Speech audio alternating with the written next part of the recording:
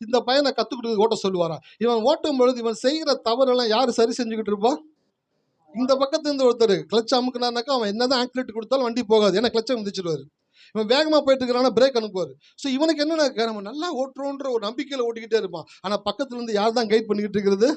இந்த trainer guide பண்ணிக்கிட்டே இருக்கிறார். அதே போல தான் நீங்கள் தேவனுடைய வார்த்தையை எடுத்து நம்பி வாயை திறந்து சொல்கிறீங்களா, சொல்லும் பொழுது கடவுள் அதை எப்படி பார்க்குறாரு அப்படின்னாக்க, அவரே உங்களுக்குள்ள இருந்து அந்த வார்த்தை வெளியில் வருகிறதை போல தேவன் பார்க்கக்கூடியவராக இருக்கிறார். ஹல்லேலூயா. இதை புரிஞ்சுக்கிட்டீங்கன்னு வச்சுக்கோங்களேன், உங்கள் வாயில் கடவுளுடைய வார்த்தையை சொல்லிக்கிட்டே இருப்பீங்க, வாக்கு தத்தங்களை அறிக்கை பண்ணி கொண்டே இருப்பீங்க. உங்களுக்கு ஒன்று புரிஞ்சிடும், நான் கடவுளுடைய வார்த்தையை சொல்லும் பொழுது நான் அல்ல, அந்த வார்த்தையாகிய தேவன் எனக்குள்ளிருந்து அவர்தான் அதை சொல்ல செய்யக்கூடியவராக இருக்கிறார். அதான் சங்கீதம் 1ஆம் சங்கீதத்திலேருந்து 150ஆம் சங்கீதம் வரைக்கும் எடுத்து படிச்சு பாருங்க.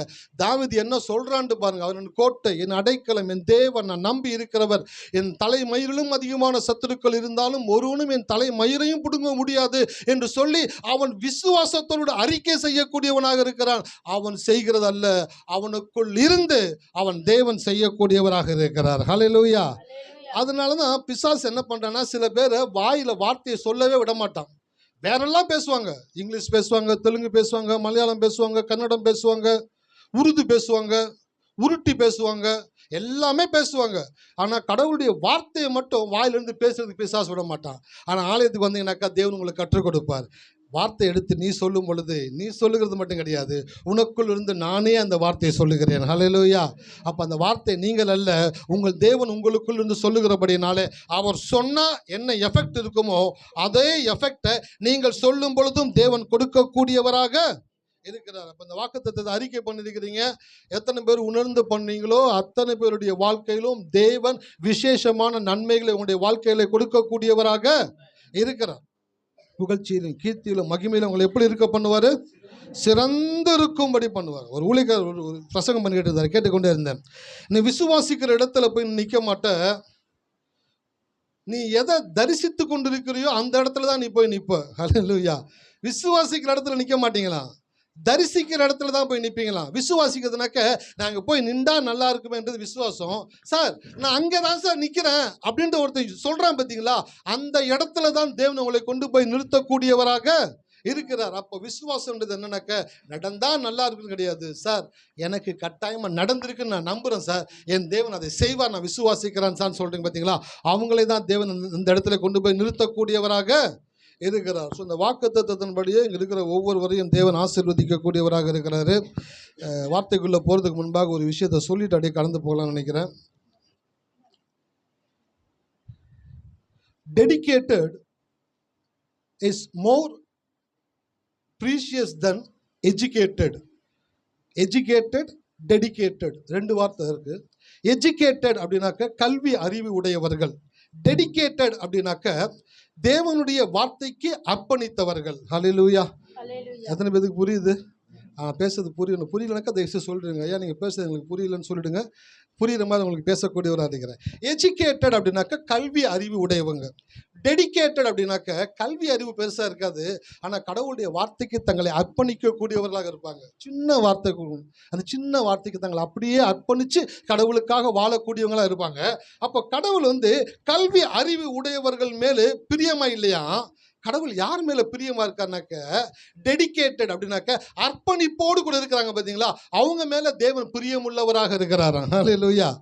பைபிளில் வசனம் இருக்குது, பிரசங்கி நீதிமொழிகளை வாசித்து பார்த்தீங்கன்னாக்க அவருக்கு குதிரையினுடைய வீரியத்தின் மேலேயோ ஓடுகிறவனுடைய வேகத்தின் மேலேயோ கழுகுனுடைய வேகத்தின் மேலேயோ அதெல்லாம் கிடையாதான், தனக்கு பயந்து தன் வார்த்தைக்கு காத்திருக்கிறான் பார்த்தீங்களா, அவனை தான் தேவன் விரும்பக்கூடியவராக இருக்கிறாராம். ஹல்லேலூயா. அதனால் நிறையா படிச்சிருக்காங்கல்ல, அவங்களெல்லாம் பார்த்தோன்னு நீங்கள் என்ன பண்ணிக்கிறானிக்க ஒரு மாதிரி சோர்ந்து போயிடாதீங்க. நான் படிக்கலையா, அவன் படித்து மட்டும்தான் இருக்கான், அவன் படித்ததை மட்டும்தான் அவன் நம்புவான். நீங்கள் உங்களை படைத்தவரை நம்பக்கூடியவர்களாக இருக்கிறீர்கள். அவன்கிட்ட இருக்கிறது வெறும் கல்வி அறிவு தான், உங்களுக்குள்ள இருக்கிறது தான் தேவனுடைய ஞானமாக இருக்கிறது. ஹல்லேலூயா. எத்தனை பேருக்கு புரியுது?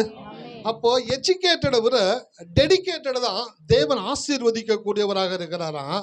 அப்போ எஜுகேட்டட் அப்படின்னாக்க கல்வி அறிவு. கல்வி அறிவு ஒரு விதத்தில் உங்களுக்கு ஆசீர்வாதத்தை கொடுக்கலாம், ஆனால் எப்பொழுது நீங்கள் அர்ப்பணிக்கும் உணர்வுக்குள்ளே கடந்து வருகிறீங்களோ, நாளையத்துக்கு போவேன், நான் கர்த்தரை விடுதலையோடு கூட பாடுவேன், அது ஒரு அர்ப்பணிப்பு. நான் கர்த்தரை கண்களை மூடி ஆராதிப்பேன், அது ஒரு அர்ப்பணிப்பு. நான் கடவுளுடைய வார்த்தையை ஆரம்பத்திலிருந்து கடைசி வரைக்கும் ஒரு எழுத்து கூட விடாமல் உன்னிப்பாக கவனிப்பேன், அது ஒரு அர்ப்பணிப்பு. இதெல்லாம் தான் உங்கள் வாழ்க்கையை வந்துட்டு மாற்றுமே தவிர மிச்ச விஷயங்கள் உங்கள் வாழ்க்கையில் பெரிய மாற்றத்தை உண்டாக்காது. அதாவது நீங்கள் வேலைக்கு போகலாம், சம்பாதிக்கலாம், அதனால் நீங்கள் வாழலாம்.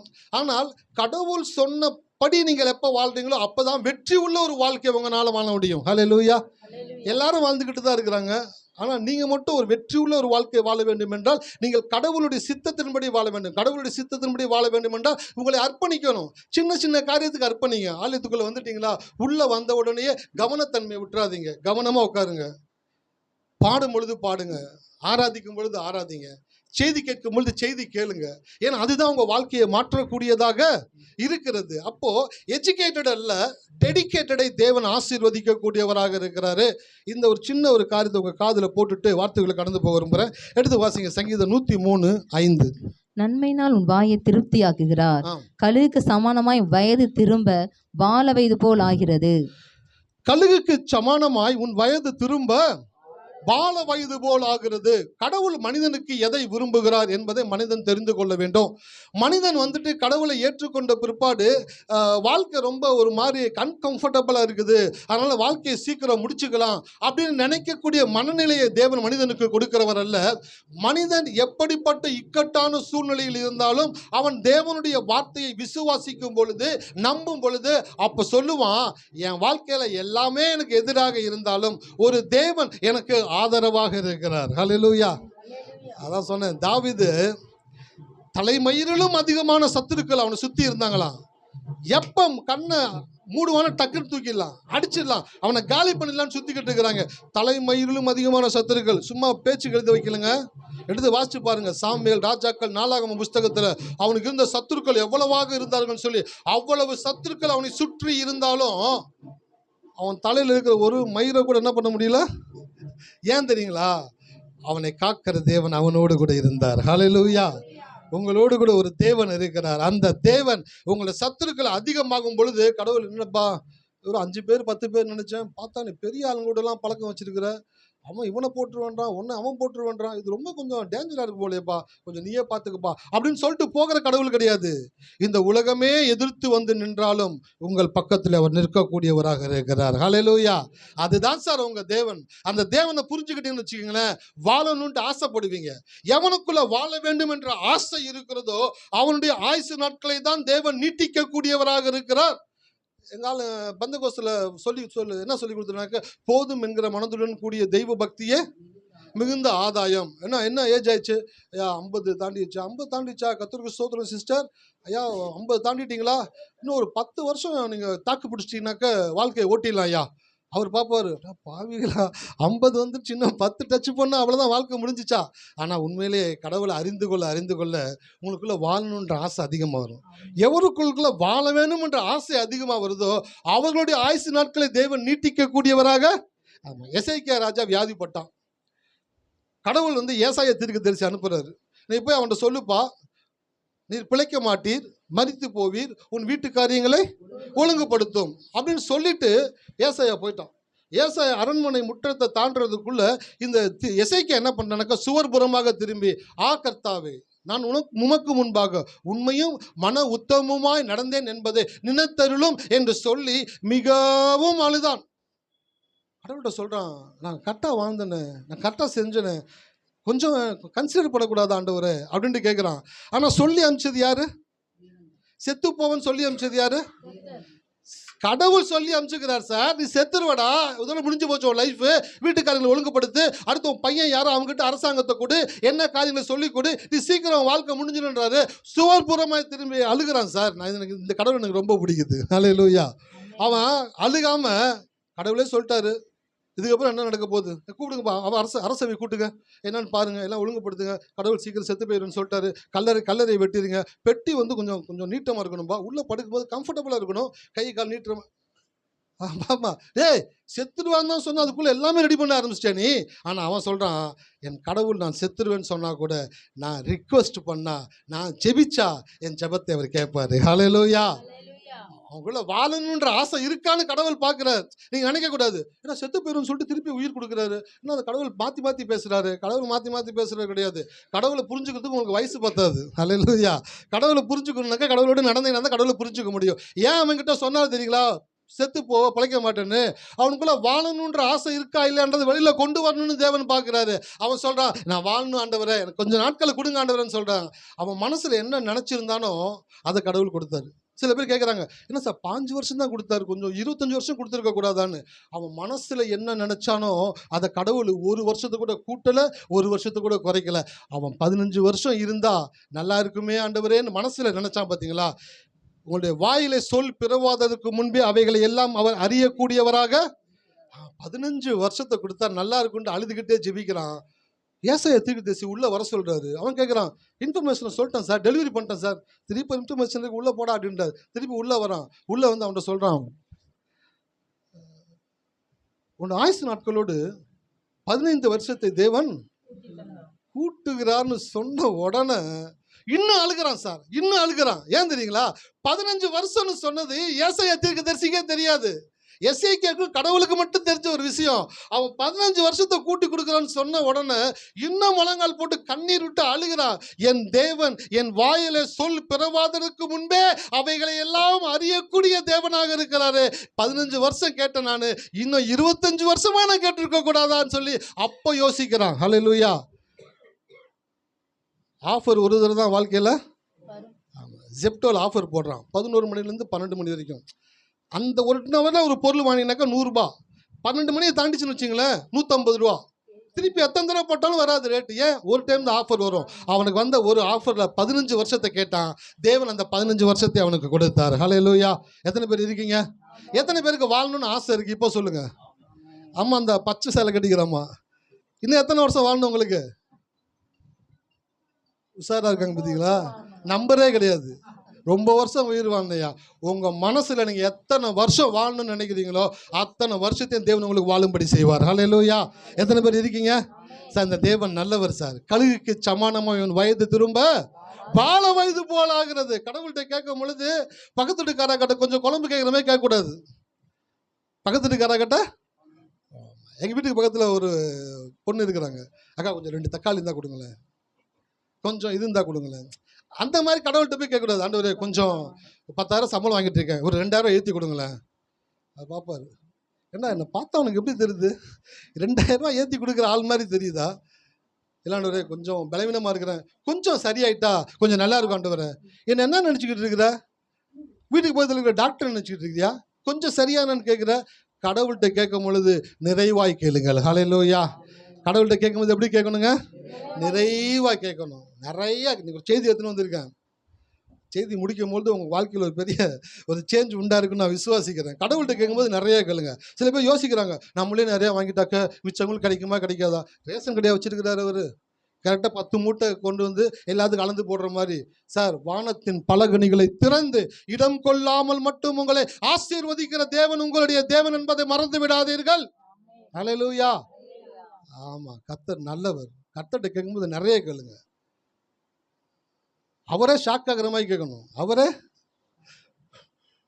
ஷாக் ஆகணும். என்னடா ரொம்ப ஓவர் இல்லையா அவனுக்கு? நான் ஜெபம் பண்ணேன், ஆண்டவரே இந்த நூற்றாண்டில் தலை சிறந்த பிரசங்கியார் ஆகணும்.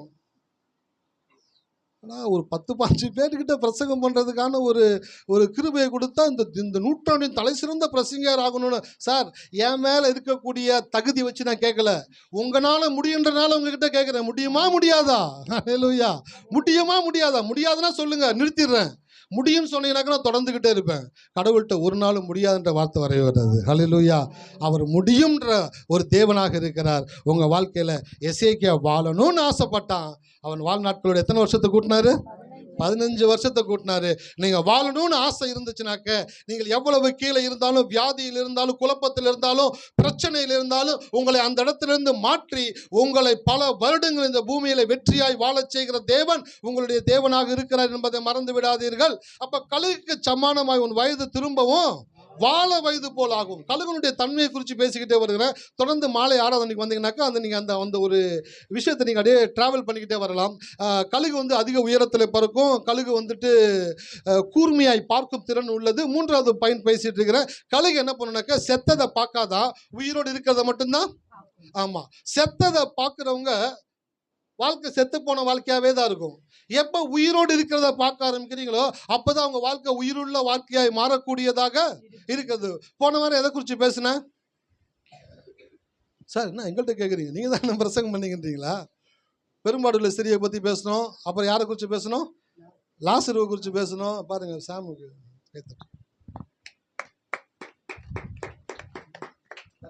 கரெக்டாக சொன்னோம். லாசருவை குறித்து பேசணும்.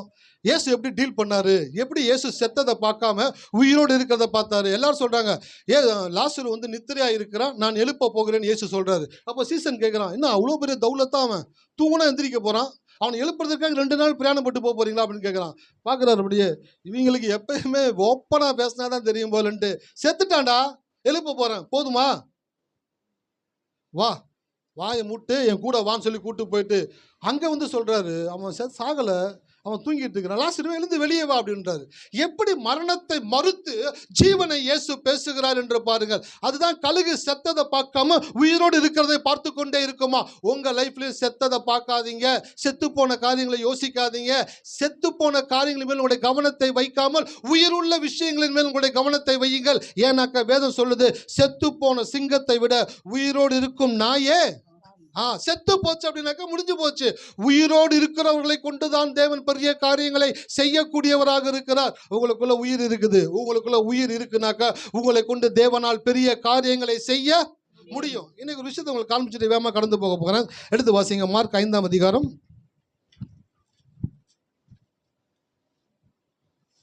21வது வசனத்தை வாசிக்க கேட்போம். இயேசு படவில் ஏறி மறுபடியும் இக்கரைக்கு வந்து கடலோரத்தில் இருந்தபோது திரளான ஜனங்கள் அவரிடத்தில் கூடி வந்தார்கள். யாரு வந்தாங்க? எவ்வளவு வந்தாங்க? திரளான ஜனங்கள். இயேசு படவில் ஏறி மறுபடியும் இக்கரைக்கு வந்து கடலோரத்தில் இருந்தபோது திரளான ஜனங்கள் அவரிடத்தில்.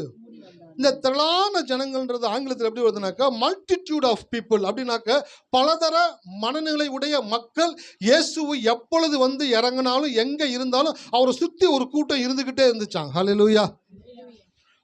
பணத்தை கொடுத்து ஜனத்தை கூட்டுனா அவன் அரசியல்வாதி, கனத்தை கொடுத்து ஜனத்தை கூட்டுனா அவன் தேவனுடைய ஊழியக்காரன். ஹல்லேலூயா.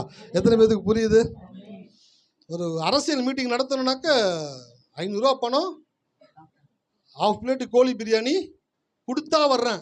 அப்போ பணத்தை கொடுத்து ஜனத்தை தூக்கணும் அப்படின்னாக்கா அவன் அரசியல்வாதி. ஆனால் ஒரு மனிதனுக்கு கனத்தை கொடுத்து ஜனத்தை சேர்த்தால் அவன் தான் ஊழியக்காரன். ஹல்லேலூயா. அப்போ ஒரு ஜனம் உங்க கூட வருது அப்படின்னாக்கா தெரிஞ்சுக்கங்க, உங்க மேல ஒரு கரிஷ்மா இருக்குது. கரிஷ்மான்ற வார்த்தைக்கு என்னன்னாக்க தாவீது சொல்லுகிறாரு, உம்முடைய காருண்யம் என்னை பெரியவனாக்கும். அப்ப கரிஷ்மான்ற வார்த்தை வந்து காருண்யம் என்ற வார்த்தையிலிருந்து மொழிபெயர்க்கப்பட்டிருக்கிறது. யார் மேல கடவுளுடைய காருண்யம் இருக்கோ அவங்கள சுத்தி ஜனங்க இருந்துகிட்டே இருப்பாங்க. ஹல்லேலூயா. எத்தனை பேர் இருக்கீங்க? உங்க மேல கடவுளுடைய காருண்யம் இருந்துச்சுனாக்க உங்களை சுத்தி ஜனங்கள் இருந்துகிட்டே இருப்பாங்க. தேவன் இயக்கி கொண்டே இருக்கக்கூடியவராக இருக்கிறார். இயேசு இந்த பூமியில வாழ்ந்த பொழுது அவருக்கு ஒரு பிரைவேட் டைம் அப்படின்றத ஸ்பெண்ட் பண்ண முடியவே இல்லையா.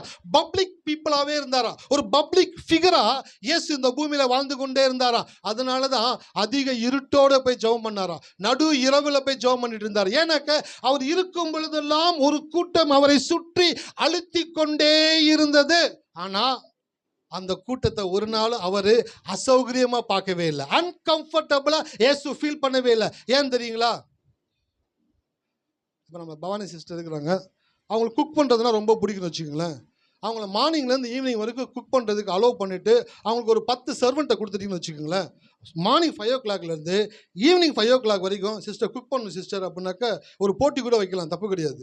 ரிலாக்ஸாக என்ன பண்ணுவாங்கனாக்கா டீச் பண்ணுவாங்க. அப்படி போயிடுது, இதை பண்ணு, அதை பண்ணு, அதை போட்டு, அவ்வளோ போட்டு, அவ்வளோ கம்மியாக போட்டு, அவங்களுக்கு அந்த டயர்னஸே தெரியாது. ஏன் தெரியுங்களா? ஒரு காரியத்தை விரும்பி, அவங்களுக்கு தெரிஞ்ச காரியத்தை ஆசையாக ஒரு காரியத்தை செய்யும் பொழுது அவங்க எப்படி நினச்சிக்கிறாங்கனாக்க, இது எனக்கு கடவுள் கொடுத்த கிருபையாக இருக்கிறபடினால இதை எந்த விதமான சோர்வும் இல்லாமல் செய்யக்கூடிய ஒரு மனநிலை அவர்களுக்குள் உண்டாகிறது. ஹல்லேலூயா. எத்தனை பேர் இருக்கீங்க? ஆமாம். நம்ம சபை கொஞ்ச நாளுக்கு அப்புறம் வளர்ந்து பெரிய சபையாகும். 24 மணி நேரம் பாட்டு ஆராதனை கட்டாயம் இருக்கும். அதில் நம்முடைய கேப்ரியல் தான் என்ன பண்ணுவார்? யார் சொன்னது? சுதா சிஸ்டர் நீங்கள் சொன்னீங்களா? நீங்கள் சொன்னீங்களா சிஸ்டர்? ஆமாம். எனக்கு தெரிஞ்சு 24 மணி நேரம் அவரே கூட பாடுவாரே தவிர யாருக்கும் வாய்ப்பு கொடுப்பாருன்னு எனக்கு தெரியல. ஹல்லேலூயா. என்னதுங்க 24 மணி நேரம் என்ன பண்ணுவாருங்க? பாட்டு பாடக்கூடியவரா இருக்கிறார். இப்போ நான் எதுக்கு சொன்னேன்? டக்குன்னு சிரிச்ச லைனை மாற்றி விட்டீங்க பாருங்க. கரிஷ்மா. ஜனங்கள் உங்களை நெருக்கும் பொழுது நீங்கள் அன்கம்ஃபர்டபுளாக ஃபீல் பண்ணீங்க அப்படின்னாக்க நீங்கள் மாம்சத்தில் இருக்கீங்கன்னு அர்த்தம். ஜனங்கள் உங்களை எத்தனை மக்கள் உங்களை சூழ்ந்து இருந்தாலும் நீங்கள் ரிலாக்ஸாக ஒரு விஷயத்தை டீல் பண்ணுறீங்கனாக்க அது உங்கள் மேல் தேவன் கொடுத்த கரிஷ்மாவாக இருக்கிறது. அப்போ இயேசுவின் மேலே கடவுளுடைய காருண்யம் இருந்தபடினால அவரை சுற்றி திரளான ஜனங்கள் இருந்தாங்க. எப்படிப்பட்ட ஜனங்கள் இருந்தாங்க? எழுதிட்டு வந்திருக்கிறேன் பாருங்க. இயேசுவை சுற்றி எப்படிப்பட்ட ஜனங்கள் இருந்தாங்கனாக்க, வார்த்தையை மாத்திரம் கேட்கிற மக்கள் கூட இருந்தாங்களாம். இரண்டாவது, குற்றம் கண்டுபிடிக்கிற மக்கள் அவர் கூடவே இருந்தாங்களா. மூணாவது, சுகத்துக்காக அவர் பின்னாடியே சுத்திக்கிட்டு இருந்தாங்களா. நாலாவது, சோத்துக்காக ஒரு கூட்டம் பின்னாடி சுத்திக்கிட்டே இருந்துச்சான். ஹல்லேலூயா. எத்தனை பேர் இருக்கீங்க? வார்த்தையை கேட்கிற ஒரு கூட்டம் இருந்துச்சு, குற்றம் கண்டுபிடிக்கிற ஒரு கூட்டம் இருந்துச்சு, சுகத்துக்கான ஒரு கூட்டம் இருந்துச்சு, சோத்துக்கான ஒரு கூட்டம் இருந்துச்சு. இந்த கூட்டங்கள் எல்லாம் இயேசுவை சுற்றி இருந்த பொழுதும் தலைவர் கொஞ்சம் கூட டயர்டாகவே ரிலாக்ஸாக டீல் பண்ணுறாரு. குற்றம் கண்டுபிடிக்கிறானா அவனை மட்டும் ஸ்கேன் பண்ணிடுறாரு. இந்த டிக்கெட் எல்லாம் குற்றம் கண்டுபிடிக்கிற டிக்கெட்டு. இந்த போலீஸ்காரனுங்க என்ன பண்ணுவானுங்க, இந்த பந்த் நடக்கும்போது வெளியில் வந்து கல்லை விட்டு அடிக்கிறது, கடையை உடைக்கிறதுலாம் பார்த்தீங்களா, அப்போல்லாம் ஒன்றும் செய்ய மாட்டாங்க. சாயத்தை கலந்து என்ன பண்ணுவாங்கனாக்க அந்த கும்பல் அடிச்சிருவானுங்க. அடித்த உடனே எல்லாம் எஸ்கேப் ஓடி போயிடுவாங்க. ஆனால் அந்த அடித்த சாயம் இருக்குது பார்த்தீங்களா, அது ஒரு வாரம் கழுவுனாலும் போகாது, அப்படியே உடம்புல பிடிச்சிக்கிறோம். எல்லாம் பந்தெலாம் முடிஞ்ச பிற்பாடு அடுத்த நாள் காலையில் தலைவர் எங்கே தான் வந்தாகணும் சொல்லுங்கள்? ரோட்டுக்கு வந்து தான் ஆகணும். ரோட்டுக்கு வந்த உடனே லட்டு மாதிரி அப்படியே தூட்டி போயிடுவோம். சார் எதுக்கு சாப்பிடுங்க, எதுக்கு சாப்பிடுங்க? சார் எங்கள் மாமா, எங்கள் சித்தப்பா, டே உங்கள் தாத்தா யாராக இருந்தாலும் பரவாயில்ல, வண்டியில் யாராவது கூட்டி போயிட்டு முட்டி தட்டுவானுங்க. ஏன்னாக்க அந்த சாயம் அவன் மேலே அடிச்சிருச்சுனாக்க அவன் பந்தில் ஈடுபட்டவன் அர்த்தம். அப்போ இயேசு கூடி இருந்த பொழுதெல்லாம் ஒரு கூட்டம் அவரை சுற்றி இருந்து கொண்டே இருந்தது. அந்த கூட்டம் வார்த்தையை கேட்கிற கூட்டம், குற்றம் கண்டுபிடிக்கிற கூட்டம், சுகத்துக்கான கூட்டம், சோத்துக்கான கூட்டம், இந்த எல்லா கூட்டமும் அவரை சுற்றி இருந்த பொழுதும் தலைவர் எல்லாவற்றையும் அருமையா ஹேண்டில் பண்ணார். ஹல்லேலூயா. சார் முதிர்ச்சின்றது என்னன்னாக்க நீங்க எப்படி ஹேண்டில் பண்றீங்கன்றது தான் முதிர்ச்சி. வயசாகிறது முதிர்ச்சி கிடையாது. எத்தனை பேர் வந்தாலும் அதை எப்படி ஹேண்டில் பண்ணணும், எத்தனை பேர் வந்தாலும் எந்த மனநிலையில் வந்தாலும் ஒவ்வொருத்தரையும் சரியாய் ஆராய்ந்து அறிந்து ஹேண்டில் பண்ணக்கூடிய கெப்பாசிட்டி இருக்கு பார்த்தீங்களா, அதை தான் தேவன் கரிஷ்மா என்று சொல்லுகிறார். அது இயேசுவின் மேல் முழுமையாக இருந்தது. அதான் வேதம் சொல்லுது, தேவன் இயேசுவை பரிசுத்த ஆவியினாலும் வல்லமையினாலும் அபிஷேகம் பண்ணி இருந்தாராம். எதுக்கு அந்த அபிஷேகத்தை கொடுத்தாரு? கோடி ஜனம் ஒன்று சுற்றி வந்தாலும் கூட அந்த கோடி ஜனத்தை ஹேண்டில் பண்ணக்கூடிய கெப்பாசிட்டியை இயேசுவுக்கு தேவன் கொடுத்திருந்தாரா. இந்த வசனம் சொல்லுது, இயேசு படவில் ஏறி மறுபடியும் இக்கரைக்கு வந்தபோது கடலோரத்தில் இருந்தபோது திரளான ஜனங்கள் அவரிடத்தில் கூடி வந்தார்கள். அடுத்த வசனத்தை வாசிங்க. அப்பொழுது ஜெப ஆலய தலைவரில் ஒருவனாகிய யாவிரு என்பவன் வந்து அவரை கண்ட உடனே அவர் பாதத்திலே விழுந்து, யாவிரு என்று சொல்லக்கூடிய ஜெப ஆலய தலைவர்களில் ஒருவனாகிய அவன் வந்து இயேசுவை கண்ட உடனே கை கொடுத்தான். அப்படியா போட்டிருக்கு? இல்ல கட்டி பிடிச்சான், இல்ல ஓரமா நின்று பார்த்தான்னு போட்டிருக்கா? இயேசு யாருன்னே தெரியல. அந்த கூட்டத்தில் வந்து இயேசு யாருன்னு கேட்குறான். இன்னும் இவர் தான் இயேசுன்னு சொல்கிறாங்க. இவர் தான் இயேசுன்னு சொன்ன உடனே போயிட்டு என்ன பண்ணிட்டாங்க, அவருடைய பாதத்தில் விழுந்து அவருடைய காலை கட்டி பிடிச்சிட்டு அழுகிறான். நான் யோசித்தேன், அவன் ஜெப ஆலய தலைவனா, சமுதாயத்தில் ஒரு பெரிய மனிதனாம், எல்லா மக்களுக்கும் முன்பாக ஒரு கண்ணியமான ஒரு மனுஷன், டீசெண்டான ஒரு மனுஷன், எல்லாராலும் மதிக்கக்கூடிய ஒரு மனுஷன், எல்லாராலும் மதிக்கக்கூடிய ஒரு மனிதன், எல்லாருக்கும் மத்தியிலும் இன்னொருத்தருடைய காலில் விழுகிறத அவன் என்ன பண்ண மாட்டான்? என்ன பண்ணியிருக்கணும்னு நான் சொல்கிறேன். யார்? இயேசு. இவர் தானே சோதரியா சொல்லுப்பா. ஐயா நான் ஜபாலய தலைவன் யவீர். சரி ராஜா என்ன வேணும்பா? கொஞ்சம் வந்தேன்னா ஒரு 2 நிமிஷம் பேசணும். இந்த வாப்பா. டக்குன்னு ஓரமாக கூப்பிட்டு போயிட்டு டப்புன்னு காலில் விழுந்து, யா கொஞ்சம் பார்த்து செய்ய பண்ணியா. சரிடா வாடா போலாம்டா அப்படின்னு கூப்பிட்டு போயிருக்கலாம். ஆனால் அவன் என்ன பண்ணான் தெரியுங்களா?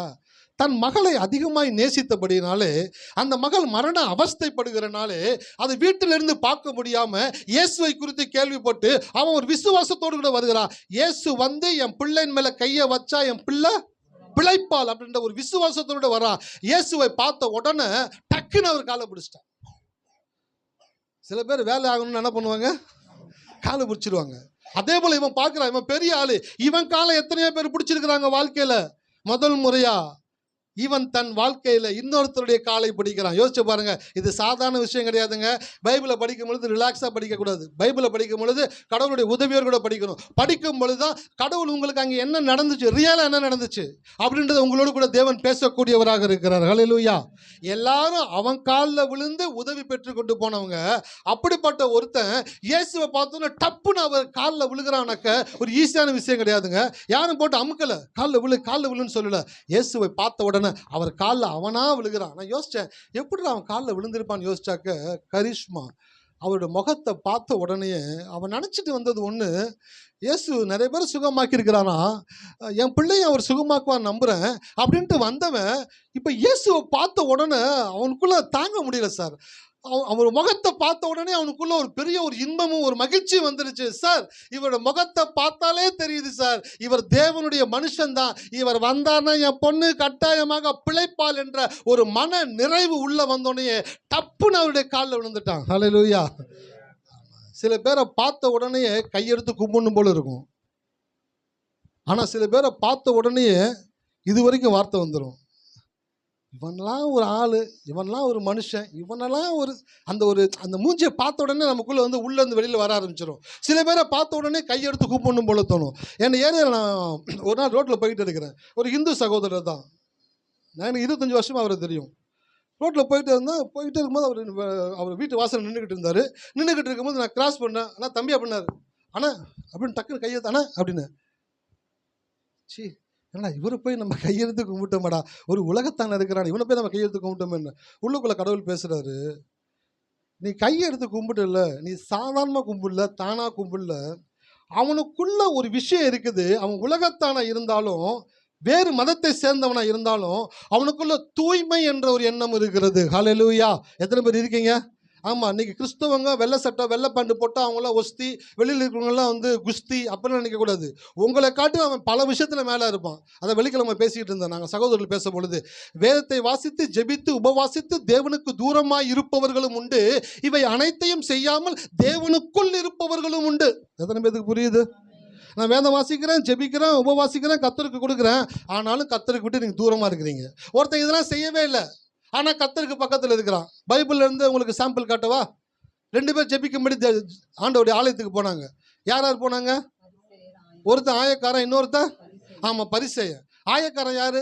டேக்ஸ் வாங்குறவன், தப்பாக போட்டு தப்பாக வாங்கி தப்பாக செஞ்சு வாழ்க்கையில் தப்பான வாழ்க்கை வாழ்ந்துக்கிட்டே இருக்கிறவன். இந்த பரிசேயன் யாருனாக்கா ரொம்ப ஒழுக்கமானவன். காலை 5 மணிக்கு ஜெபம்னாக்கா 4:49 4:59 வந்து சோத்திரம் ஆண்டவரே நிற்கிறவன். கரெக்டாக ஜெபிக்கிறவன், கரெக்டாக உபவாசிக்கிறவன், கரெக்டாக கொடுக்குறவன், கரெக்டாக இருக்கிறவன். என்னைக்கு லைஃப்பில் எல்லாம் கரெக்டாக இருக்கணும், கரெக்டாக போகணும், கரெக்டாக செய்யணும்னு நினைக்கிறோமோ அப்போவே நம்ம ஒரு விஷயத்தை தப்பாக செஞ்சுக்கிட்டு இருக்கிறோன்றதை புரிஞ்சுக்குங்க. ஹல்லேலூயா. நம்மளுடைய தேவன் வந்து பிரின்சிபல் கிடையாது, மாஸ்டர் கிடையாது. நம்மளுடைய தேவன் தகப்பன். ஹல்லேலூயா. எத்தனை பேர் இருக்கீங்க? அவர் அப்பா சார். 1 வயசு குழந்தை ஆகி போயிடுச்சு சார். எப்படி போவாய்?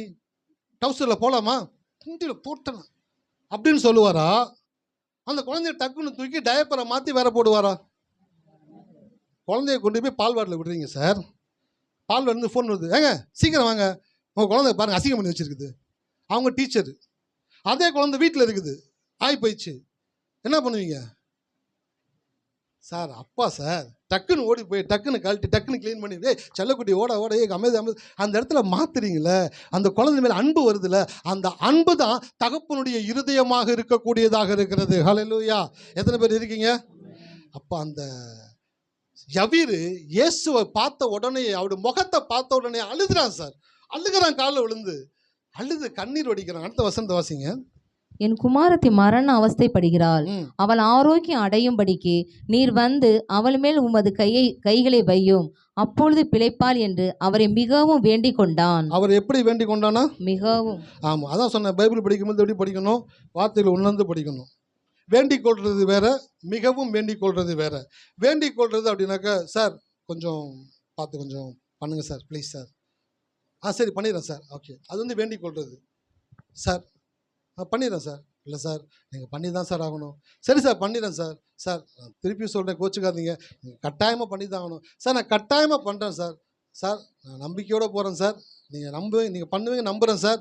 சார் நீங்கள் கட்டாயம் பண்ணி தான் ஆகணும்.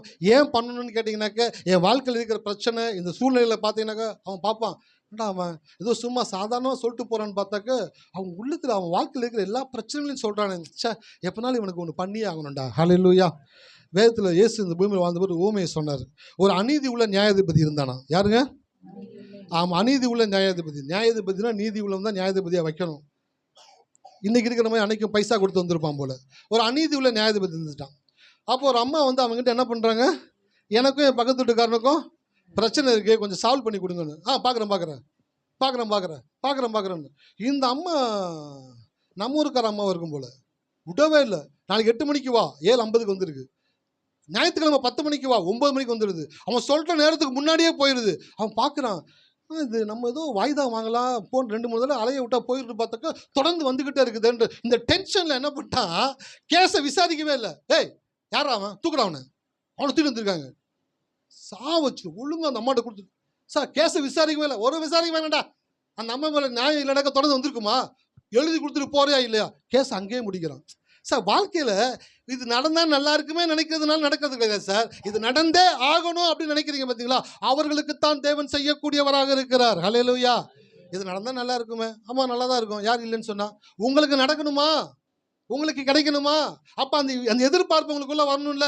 இவன் சொல்கிறான், இயேசுடைய பாதத்தை கட்டி பிடித்து அழுது சொல்கிறான், என் மகள் மரண அவஸ்தைப்படுகிறார், நீ வந்து அவள் மேல் உமது கைகளை வைத்தால் அவள் பிழைப்பாள் என்று அவரை மிகவும் வேண்டிக் கொண்டான். மிகவும் வேண்டிக் கொண்டான்ற வார்த்தைக்கு என்ன சொல்றாங்கனாக்க, அவன் ஒரு நம்பிக்கையோடு கூட வேண்டிக் கொண்டான். ஒரு வசனம் எடுத்து வாசிங்க, எரேமியா 17:7.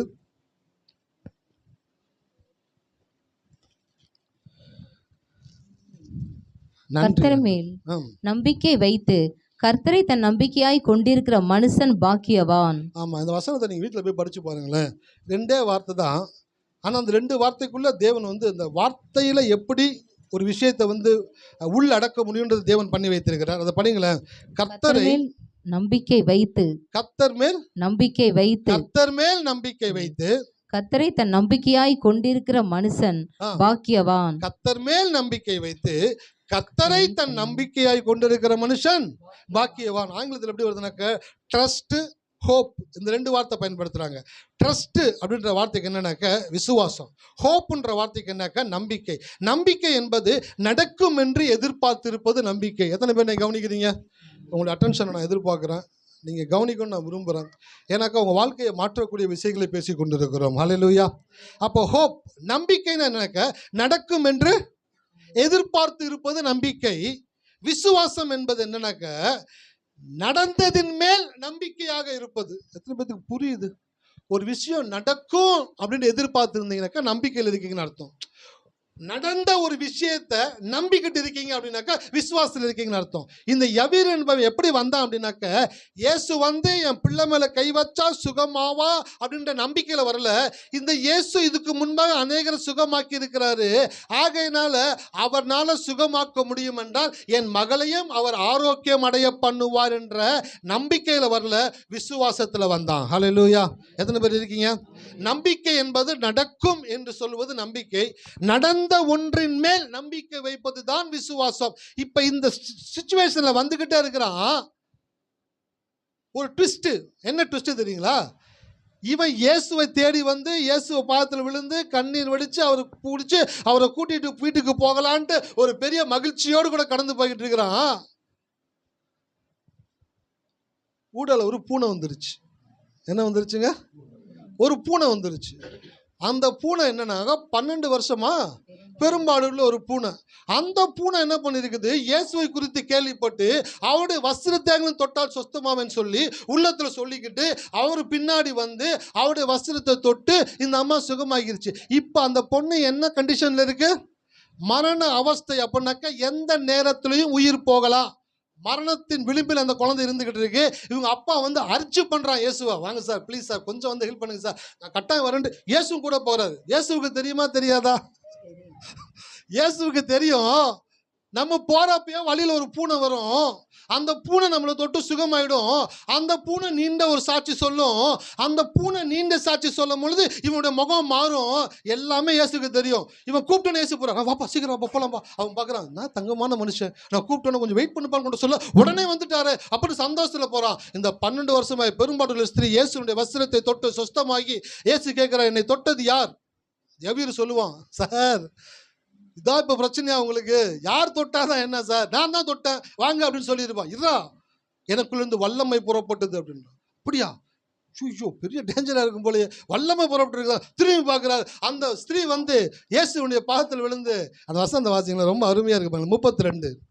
இதை செய்தவளை காணும்படிக்கு அவர் சுற்றிலும் பார்த்தார். தன்னிடத்திலே சம்பவித்ததை அறிந்த அந்த ஸ்திரீயானவர் பயந்து நடுங்கி அவர் முன்பாக வந்து விழுந்து உண்மையெல்லாம் அவருக்கு சொன்னாள். உண்மையை எல்லாம் அவருக்கு சொன்னாள். அந்த ஒரே வார்த்தை உண்மைன்ற வார்த்தை மட்டும் நீங்க பாத்துட்டீங்களா, அதுதான் ஊழியக்காரன் வேணும். என்ன உண்மை சொல்லியிருப்பா?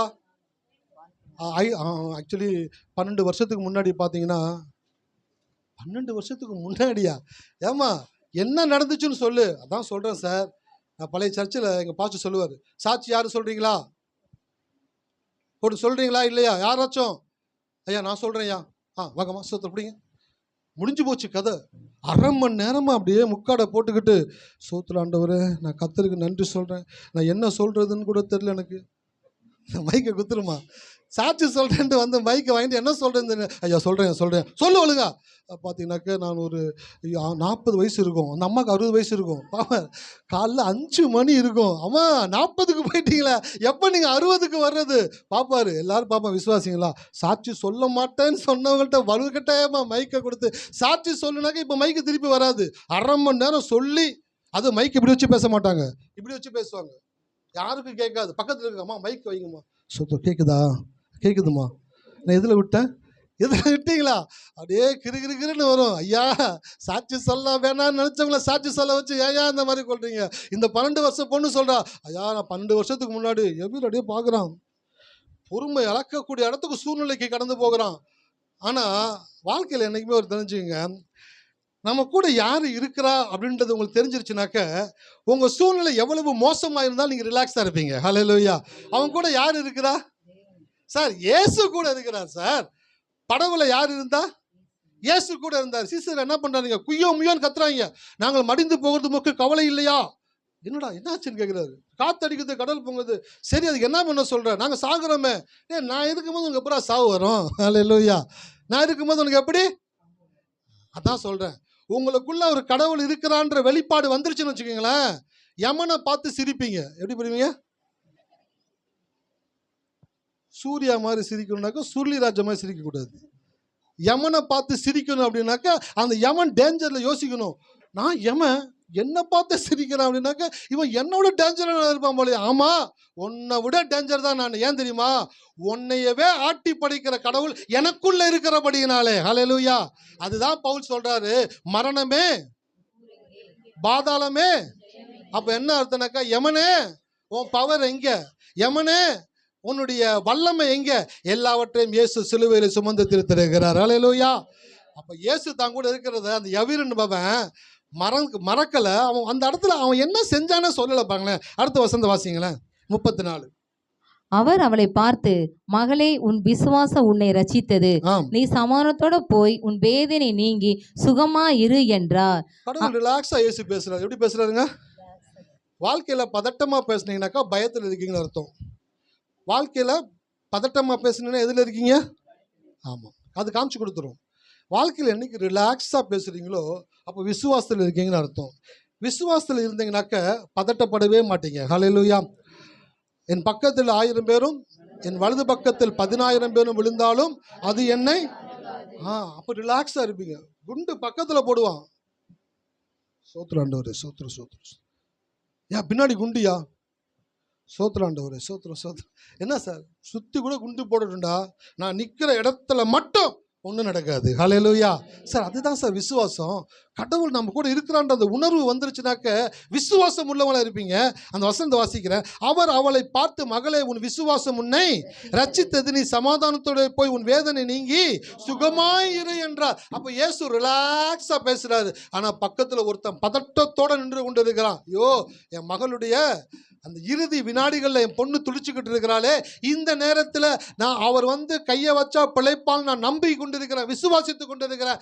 எப்படி என் பொண்ணு சாக மாட்டான்ற நம்பிக்கையோடு இருந்து கொண்டிருக்கிறான். இடியை தூக்கி போட்ட மாதிரி ஒரு விஷயம் வருது. 35 வாசிங்க. அவருடைய பேசிக்கொண்டு இருக்கையில் ஜெபாலை தன்னுடைய வீட்டில் இருந்து சிலர் வந்து, உம்முடைய குமாரத்தி மரித்து போனால் இனி ஏன் போதகரை வருத்தப்படுத்துகிறீர் என்றார்கள். நம்ம ஊருக்காரனா இருப்பான் போல. வந்து என்ன சொல்றான் பாருங்க, உம்முடைய குமாரத்தி. ஆமா, அவன் யாரு? ஜபாலய தலைவன், பெரிய தலைக்கட்டு ஊர்ல. அவன் பொண்ணு இறந்துச்சா இல்லையான்னு செக் பண்ணாம வந்து சொல்லியிருப்பாங்க. டாக்டரை கூப்பிட்டு செக் பண்ணியிருப்பாங்க. வீட்டாண்டு இருக்கிற அந்த வயசான பாட்டிகளை கூப்பிட்டாக்க பிடிச்சி பார்க்குங்க. செத்த மாதிரியும் தெரியுது, சாகாத மாதிரியும் தெரியுது. கூட போட்டேன் ஒன்றை போல கொல்ல போகிறேன், போ செத்து போச்சான்னு பார்க்க சொன்னாக்கா செத்த மாதிரியும் தெரியுது, சாகாத மாதிரியும் தெரியுது. டாக்டரை கூப்பிட்டு செக் பண்ணுறாங்க. டாக்டர் பார்த்து சொல்கிறாரு, இல்லைப்பா முடிஞ்சுப்பா, குழந்தை இறந்து 10 நிமிஷம் ஆயிடுச்சுப்பா. சார் ஐயாவுக்கு சொல்லி அனுப்ப போகிறோம் சார், இறந்து போச்சுப்பா, கட்டாயம் இறந்து போச்சு. டாக்டர் சொல்கிற சர்டிஃபிகேட் வாங்கிட்டாங்க. இப்போ சொல்கிறாங்க சார்ட்டு போய் சொல்லணும், சரி இன்ஃபார்ம் பண்ணுங்க சாருக்கு. வேகமாக வரானுங்க. வந்து அந்த எவீரை பார்த்து சொல்கிறாங்க, உங்களுடைய குமாரத்தி மரித்து போனால் சீக்கிரம் வாங்கன்னு கூப்பிட்டா பரவாயில்ல. எவ்வளோ லந்தா பேசுகிறான் பாருங்களேன். குமாரத்தி மரித்து போனால் இனி ஏன் போதகரை வருத்தப்படுத்து. அடேங்க அப்பா, ரொம்ப ஊழியக்கார மேலே ரொம்ப கரிசனம் உள்ளவன். ஏன்பா ஊழியக்காரை பற்றி டென்ஷன் பண்ணுற? அவர் இனிமேல் என்ன பண்ண போகிறாரு? அவருக்கு டைம் வந்து என்னன்னாக்க அடக்க ஆராதனை நடத்தும் போது அவர் கூப்பிடுவோம். அவர் வந்து முடிவு ஜெபம் பண்ணி அந்த அடக்க ஆராதனை பண்ணி வைப்பார். இப்போ கூப்பிட்டு போனீங்கன்னாக்கா ஒரு நாள் ஃபுல்லாக அவர் சும்மா உட்காந்துருக்கணும். ஏன் இப்போ வருத்தப்படுத்துறீங்க? அவர் வரட்டும். நாளைக்கு எல்லாரும் சொந்தக்காரங்களாம் வந்து பார்த்து முடித்த பிற்பாடு, பாப்பாவை குளிப்பாட்டி டப்பாவில் வச்ச பிற்பாடு, இவர் வந்து ஆமேன்னு சொல்லி டப்பாவை மூடின பிற்பாடு கொண்டு போய் அடக்கம் பண்ண போகிறோம். அவ்வளோ நேரம் இவர் வந்து சும்மா உட்காரணுமா? ஏன் அவரை போட்டு வருத்தப்படுத்துறீங்க அப்படின்னு சொல்றாங்க. இப்படி சொல்லி கொண்டு இருக்கும் பொழுது ஒரு விஷயத்தை உங்களுக்கு ரிஜிஸ்டர் பண்ண விரும்புறேன். என்னன்னாக்க, வெளியில் இருந்து வரக்கூடிய வார்த்தையினால் இயங்குகிறவன் இயற்கை மனிதன், உள்ளிருந்து உதிக்கும் வார்த்தையினால் இயங்குகிறவனே தேவ மனிதன். வெளியிலிருந்து வரக்கூடிய வார்த்தையை கேட்டுட்டு ரியாக்ட் ஆகிறான் பார்த்தீங்களா? ஒரு விஷயத்தை கேட்ட உடனே தன் வாழ்க்கையில் என்ன நடக்க போகுதோ, எப்படி நடக்க போகுதுன்னு யோசிக்கிறான் பார்த்தீங்களா? அவன் யாரா? இயற்கை மனிதன். சாதாரண மனுஷன் எப்படி இருப்பானாக்க, எல்லாரும் சொல்கிற வார்த்தையை கேட்டு கவலைப்பட்டு கலங்கி கண்ணீர் வடித்து யோசிச்சுக்கிட்டே இருக்கிறவன் இயற்கை மனிதன். உலகத்தில் 1000 பேர் வந்து எனக்கு நெகட்டிவான விஷயங்களை சொன்னாலும் எனக்கு உள்ளிருந்து ஒரு வார்த்தை வெளியில் வருது பாருங்க, கர்த்தர் என் மேய்ப்பராக இருக்கிறார், நான் தாழ்ச்சி அடையேன், கர்த்தர் என்னுடைய பரிகாரியாக இருக்கிறார், அவர் எனக்கு உயிர் தழுதலும் ஜீவனுமாக இருக்கிறார், நான் ஜீவனோடு கூட தான் இருப்பேன் என்று சொல்லி உள்ளுக்குள்ளேருந்து ஒரு வார்த்தை வருது பார்த்தீங்களா? அந்த வார்த்தை தான் நீங்கள் தேவ மனிதன் என்பதை காண்பிக்கக்கூடியதாக இருக்கிறது. அப்ப இந்த இடத்துல வந்து சொன்ன உடனே இயேசு என்ன சொல்றாரு பாருங்களேன். அவர்கள் சொன்ன வார்த்தை இயேசு கேட்ட உடனே ஜெபாலை தலைவனை நோக்கி, பயப்படாதே, விசுவாசம் உள்ளவனா இரு என்று சொல்லி. போதும், நம்பிக்கை உள்ளவனா இருன்னு சொன்னா கூட பரவாயில்ல. என்ன சொன்னாருங்க? விசுவாசம் உள்ளவனா இரு. இயேசு யூஸ் பண்ணுற வார்த்தையெல்லாம் கரெக்டாக செக் பண்ணி பார்க்கணும். ஏன் தெரியுங்களா? உங்களுக்குள்ள என்ன இருக்குதோ அந்த வார்த்தை தான் இயேசு சொல்லுவார். நம்பிக்கையோடு போ, சமாதானத்தோடு போ அப்படின்னாக்கா அவங்கள நம்பிக்கை சமாதானத்தோடு வந்திருக்காங்க, அதனால போண்டா. இவன் விசுவாசத்தோடு வந்திருக்கிறான். என்ன விசுவாசத்தோடு வந்திருக்கிறான்? இயேசு வந்து என் பிள்ளை மேலே கையை வச்சா என் பிள்ளை பிழைப்பா என்ற நம்பிக்கையோடு வந்திருக்கிறபடினால இயேசு சொல்றாரு, பயப்படாத, எப்படி வந்தியோ அப்படியே இரு, எப்படி வந்தையோ அப்படியே இரு. வாழ்க்கையில் ஒரு விஷயத்தை நினச்சிக்கோங்க, எந்த ஒரு காரியம் உங்கள் வாழ்க்கையில் நடக்கும்னு ஒரு விஷயத்தை விசுவாசிக்கிறீங்களோ அதற்கு எதிராய் 1000 காரியங்கள் நடந்து கொண்டு இருக்கிறது. எதை காட்டுகிறது என்றால் அது நிச்சயம் நடக்கும் என்பதை காட்டுகிறது. ஹல்லேலூயா! எத்தனை பேர் இருக்கீங்க? நீங்கள் நம்புகிற விஷயங்கள், நீங்கள் விசுவாசிக்கிற ஒரு காரியம் நடக்காத மாதிரியே எல்லாமே நடந்துச்சு அப்படின்னாக்க நீங்கள் ஏமாந்து போயிடக்கூடாது. ஐயோ நம்ம விசுவாசிச்சோம் ஆனால் எல்லாமே ஆப்போசிட்டாக நடக்குது. ஆப்போசிட்டாக நடக்கிறது தான் உங்களுக்கு சாட்சி. நீங்கள் விசுவாசிக்கிறது கட்டாயமாக நடக்கும். ஹல்லேலூயா! எத்தனை பேருக்கு புரியுது? நீங்கள் விசுவாசித்த காரியங்களுக்கு ஏற்ற மாதிரி சூழ்நிலைகள் மாறிச்சுன்னு வச்சுக்கோங்களேன், அப்போ தான் டேஞ்சர். என்னடா விசுவாசிச்சோம் காரியங்கள் எல்லாம் மாறுது, பரவாயில்லையா? அடே அப்பா, நான் பெரிய விசுவாச வீரம் போல. விசுவாசிச்ச உடனேயே காரியங்கள் எல்லாம் வேறு விதமாக செயல்பட ஆரம்பிக்கும். அதுதான் எதை காட்டுதுனாக்க, நீ சரியான காரியத்தை விசுவாசிச்சிருக்கிற, நீ விசுவாசித்த காரியம் கட்டாயமா நடக்கும். அதுதான் எல்லாமே இயற்கை. சூழ்நிலைகள் எல்லாம் எதிராக செயல்படும் பொழுதுதான் நீங்கள் உஷாரா இருக்கணும். எனக்காக நான் விசுவாசிக்கிற காரியங்களை தேவன் எனக்கு செய்து முடிக்கக்கூடியவராக இருக்கிறார். அல்லேலூயா. எத்தனை பேர் இருக்கீங்க? அப்ப இயேசுக்குள்ள இருந்து என்ன வார்த்தை வருது பாருங்களேன். என்னப்பா நம்பிக்கையா நான் வந்தா கை வச்சா உன் புள்ள பொழைக்குன்னு சொன்னேன், பிள்ளை செத்து போச்சுன்னு வந்து சொல்றாங்க, எப்படி வரவா போகவா அப்படின்னு இயேசு கேட்கல. விஷயத்தை கேட்ட உடனே திரும்பி எவீரை பார்த்து, பயப்படாது, விசுவாசம் உள்ளவனாயிரு. ஹல்லேலூயா. அடுத்த வசனத்தை வாசிங்க, ரொம்ப நல்லா வந்திருக்கு பாருங்க. பேதுருவையும் யாக்கோப்பையும் யாக்கோப்பின் சகோதரன் யோவானையும் தவிர வேற ஒருவரும் தம்மோடு கூட வருகிறதுக்கு இடம் கொடாமல் ஜெபாலை தன்னுடைய வீட்டிலே வந்து சந்தடியையும் மிகவும் அழுது புலம்புகிறவர்களையும் கண்டு. போதும், யாரை பார்க்குறாரு? சந்தடியும் மிகவும் அழுது புலம்புகிறவர்களை சொல்லி அனுப்பிச்சிட்டாங்க எல்லாத்துக்கும். ஜவீருடைய பொண்ணு இறந்துட்டாங்க, அழுகிறவங்களாம் வரலாம், தலைக்கு 50 ரூபா, ½ பிளேட்டு. ஒருத்தர் தான் கரெக்டாக சொல்கிறாரு, ஆளுக்கு 500 ரூபா, ½ பிளேட்டு பிரியாணி. எல்லாம் வந்துட்டாங்க, முந்தானை தூக்கி போட்டு வரம்பா அம்மா நான் தாக்கு பிடிக்க முடியுமா? என்னப்பா நீ கேட்குற? போன வருஷம் அந்த ஊரில் என்னை கூப்பிடலையா? நீ என்னத்தை பேசிக்கிட்டு இருக்கிற? ஒரு நாள் ஃபுல்லாக அழுதுருக்கோம் நாங்கள். கேட்டுப்பாரு, சும்மானந்த மாதிரி பேசாத. வா வா வா, வண்டியில் ஏறு. குட்டியானில் மொத்தமாக தூக்கி போட்டு வந்து இறக்கி வச்சிருக்காங்க. ஃபுல்லாக அழுதுகிட்டு இருக்குங்க டிக்கெட்டுங்க. ஏசு உள்ளே போகிறாரு. போன உடனே அடுத்து சொல்கிற பாருங்க 39. உள்ளே பிரவேசித்து நீங்கள் சந்தடி பண்ணி அழுகிறது என்ன? போதும், நீங்கள் சந்தடி பண்ணி அழுகிறது என்ன? பக்கத்தில் இருக்கிற பெருசுலாம் கேட்டுருக்கும் போது, என்ன சாவி விட என்னது அலை கூப்பிட்டு வந்தீங்க, இவர் நம்ம எதுக்கு அழுகிறீன்னு கேட்குறாரு. இல்லை மாற்றிக்கிட்டு கூப்பிட்டு வந்துட்டீங்களா? இந்த வீடு நம்ம அட்ரஸ் கரெக்டாக கொடுத்துருக்காங்க பாரு, உள்ளே கூட அந்த பொண்ணை படுக்க வச்சுருக்காங்க. அப்புறம் இவர் வந்து ஏன் அழுகிறேன்னு கேட்குறாரு. ஒரே கன்ஃபியூஷனாக இருக்குது எனக்கு. அழுகவா வேணாவா? ஒரு நிமிஷம் இரு, உள்ளே போயிட்டு வந்த பிற்பாடு நீ அழுதுக்கலாம். எதுக்கு அழுகிறேன்றது அப்புறமேட்டு சொல்கிறேன் அப்படின்னு சொல்லிட்டு இயேசு சொல்கிறாரு, அழுகிறது என்ன? பிள்ளை மரிக்கவில்லை. இந்த வசனத்தை எப்படி படிக்கக்கூடாது? பிள்ளை மரிக்கவில்லை. நம்ம லாங்குவேஜில் பேசணும். பிள்ளை மரிக்கவில்லை. அங்கிருந்து ஆளுங்க எல்லாம் கன்ஃபியூஷன் ஆகுதுங்க. டாக்டர் சர்டிஃபிகேட் வச்சுருக்காங்க, பிள்ளை உடம்பு ஜில்லுன்னு ஆயிருக்குது, எல்லாமே கரெக்டாக இருக்குது. ஆனால் இவர் வந்து வேறு விதமாக பேசுகிறாரு. பிள்ளை மரிக்கவில்லை, அதோட நிறுத்தினா பரவாயில்ல. என்ன சொல்றாரு? நித்திரையாய் இருக்கிறாள், தூங்கிக்கிட்டு இருக்கிறா. ஆங்கில மொழிபெயர்ப்பில் எப்படி பார்த்தானாக்க, she in asleep அப்படின்னாக்க ரொம்ப அயர்ந்து தூங்கி கொண்டு இருக்கிறாள். சில பிள்ளைங்க வந்து இந்த ஸ்போர்ட்ஸ் டே, இந்த எங்கேயாச்சும் டூருக்குலாம் போயிட்டு வச்சுங்களேன், வந்து சொல்லுங்க, மம்மி அடிச்சு போட்ட மாதிரி உடம்பு, என்னை எழுப்பாதுன்னு சொல்லிட்டு பெட்டில் போய் படுத்துச்சுனாக்க 6 மணி நேரம் 7 மணி நேரம் கொரட்டை விட்டு தூங்குங்க அந்த பிள்ளைங்க. அப்போ என்னன்னாக்க உடம்புல இருக்கிற அசதி எல்லாம் போகக்கூடிய விதத்தில் அந்த பிள்ளைகள் தூங்கக்கூடியவர்களாக இருக்கிறாங்களா? அப்படி இயேசு சொல்றாரு, பிள்ளை மரிக்கவில்லை, நித்திரையாய் இருக்கிறா, தூங்கிக்கிட்டு இருக்கிறா அப்படின்னு இயேசு சொல்றதை கேட்ட உடனே எல்லாருக்குள்ள எரிச்சலும் கோபமும் வருது. அடுத்த வசனத்தை வாசிங்க. அதற்காக அவரை பார்த்து நகைத்தார்கள். அதற்காக அவரை பார்த்து நகைத்தார்கள். ஒன்னே ஒன்று வாழ்க்கையில தெரிஞ்சுக்குங்க. ஒரு விஷயம் எழுதிட்டு வந்திருக்கேன், அப்படியே படிக்கிறேன். மக்கள் சிந்திக்கும்படி விசேஷமானதை பேசுகிறவர்கள் சிந்தனைவாதிகள், மக்கள் சிரிக்கும்படி விசுவாசமான வார்த்தைகளை பேசுகிறவர்களே சீர்திருத்தவாதிகள். ஹல்லேலூயா. சிந்தனைவாதிகள், சீர்திருத்தவாதிகள். யார் விசில் அடிக்கிறது? எனக்கு கூட வர மாட்டேங்குது சரியா. யார் பாப்பாவா? நல்லா அடிக்குது. சிந்தனைவாதிகள், சீர்திருத்தவாதிகள். சிந்தனைவாதிகள் அப்படின்னாக்கா யாருனாக்க, மக்கள் கேட்கக்கூடிய விசேஷமான காரியங்களை பேசிக்கிட்டே இருப்பாங்க. மக்கள் பார்ப்பாங்க, அப்படிங்கப்பா இவ்வளோ வியப்பா இருக்குது, இவ்வளோ ஆச்சரியமா இருக்குது. சிந்தனைவாதிகள். சீர்திருத்தவாதிகள் யார் தெரியுங்களா?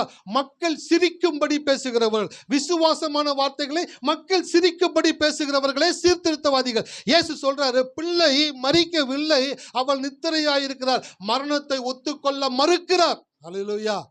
எசேக்கியா ராஜா என்ன பண்ணா? சாக மாட்டேன், நான் கடவுள்கிட்ட ஜெபிப்பேன், எனக்கு உயிரை கொடுப்பாரு, நான் வாழணும்னு எனக்கு ஆசை இருக்குது, நான் வாழுவேன் அப்படின்னு சொல்லி எசேக்கியா ராஜா விருப்பப்பட்டது போல தேவன் அவன் வாழ்நாட்களை நீட்டி கொடுத்தது போல இங்க வந்து பார்க்குறாரு. இயேசு சொல்றாரு, பிள்ளை மரிக்கல, பிள்ளை தூங்கிக்கிட்டு இருக்குது அப்படின்னு சொல்றாரு. எல்லாரும் அவரை பார்த்து என்ன பண்ணாங்க? நகைத்தார்கள். எத்தனை பேர் அவங்களை பார்த்து சிரிச்சாங்க? மற்றவங்க சிரிக்கிறபடி வாழ்றது வாழ்க்கை இல்லை, மற்றவங்க சிரிக்கிறபடி நீங்க வாழ்றீங்க பார்த்தீங்களா, அதுதான் விசுவாசமான வாழ்க்கை. என்ன சொல்றீங்க சார் கேட்குறீங்களா? ஒரு வசனத்தை வாசிங்க. ஆதியாகமம் 17:17. நன்றி ஆண்டவரே. அப்பொழுது ஆபிரகாம் ஆமா. முகங்குப்புற விழுந்து நகைத்து, 100 வயதானவனுக்கு பிள்ளை பிறக்குமோ, 90 வயதான சாரால் பிள்ளை பெறுவாளோ என்று தன் இருதயத்திலே சொல்லிக் கொண்டு. அப்பொழுது ஆபிரகாம் முகம் கூப்புற விழுந்து, ஆமா, கடவுள் சொல்றாரு, உனக்கும் உன் மனைவிக்கும் ஒரு பிள்ளை பிறக்கும்பா அப்படின்னு சொல்றாரு. சொன்ன உடனே என்ன வருது அவனுக்கு?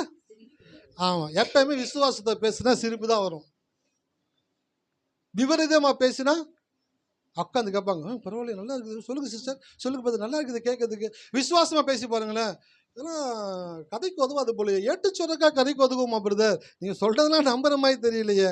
இந்த தீப்பெட்டியில் இருக்கிற அந்த விளம்பரம் ஃபோட்டோ வந்து உங்கள் பாட்டி உங்கள் முறத்தால் அந்த புளி அடித்து விரட்டும் போது நம்புற மாதிரி இல்லைங்க பிரதர்.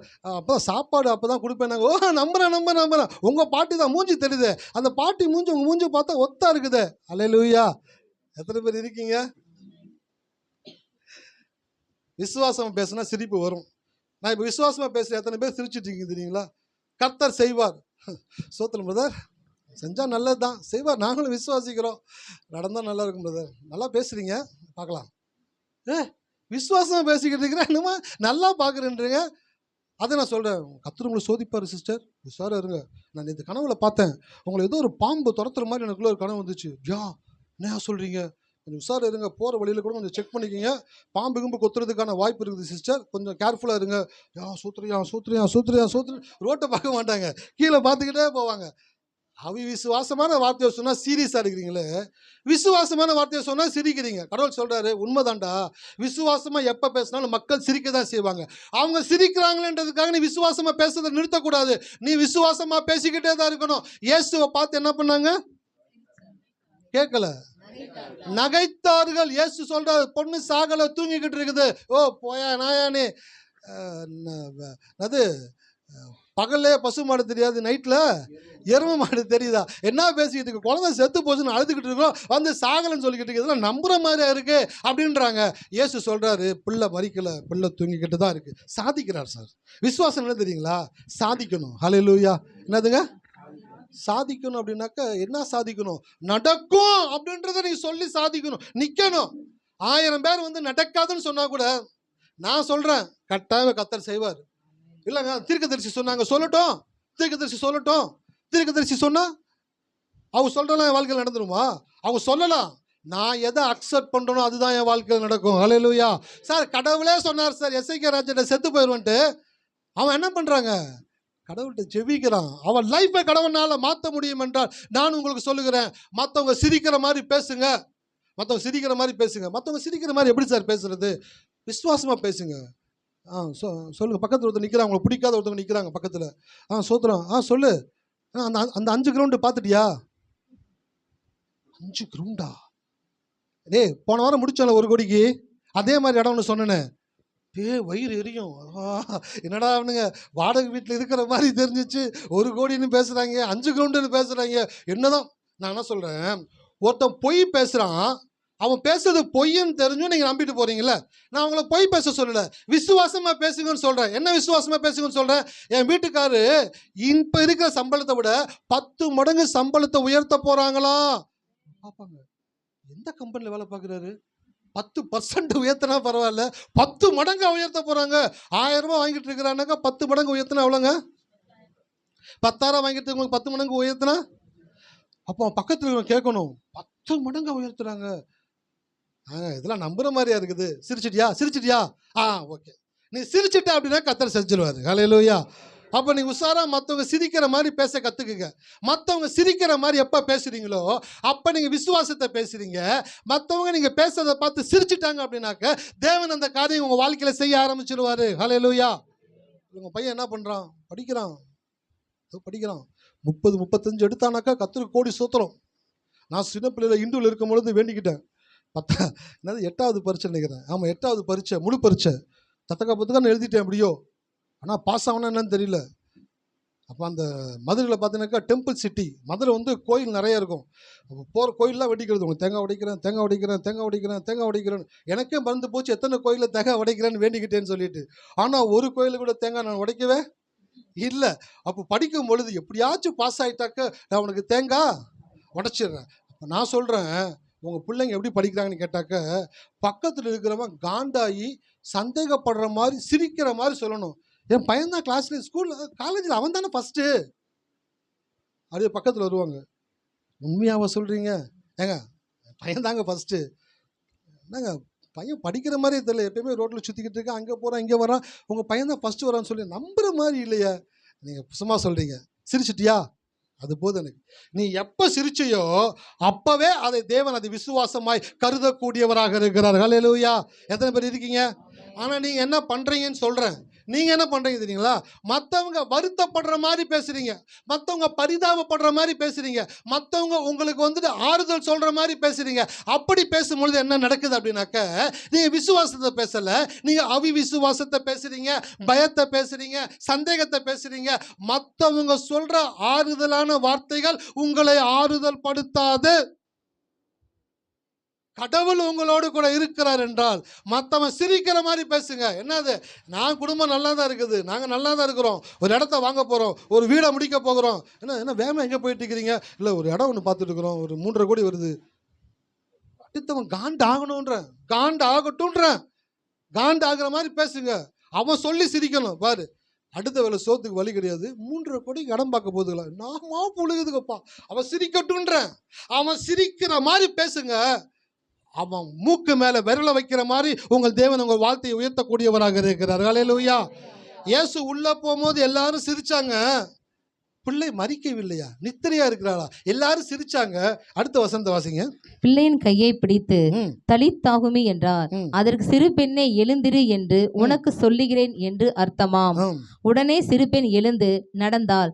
அவள் 12 வயதுள்ளவளாய் இருந்தாள். அவர்கள் மிகுந்த ஆச்சரியப்பட்டு பிரமித்தார்கள்.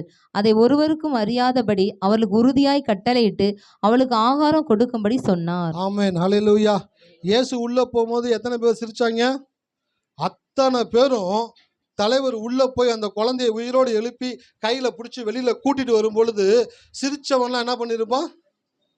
செதறி இருப்பான். யோ நான் அது நான் பார்த்தேயா, அந்த டாக்டர் சொல்லுவான் செத்து போச்சியா, இது இயற்கைக்கு அப்பாற்பட்ட அற்புதம் என்று சொல்லி மருத்துவன் சொல்லக்கூடிய விதத்துல சிரிச்சவங்க வாயில, எல்லாருடைய வாயிலையும் ஆச்சரியப்படக்கூடிய விதத்துல இயேசு அந்த பிள்ளையை உயிரோடு கூட கொண்டு வந்தார். ஹல்லேலூயா.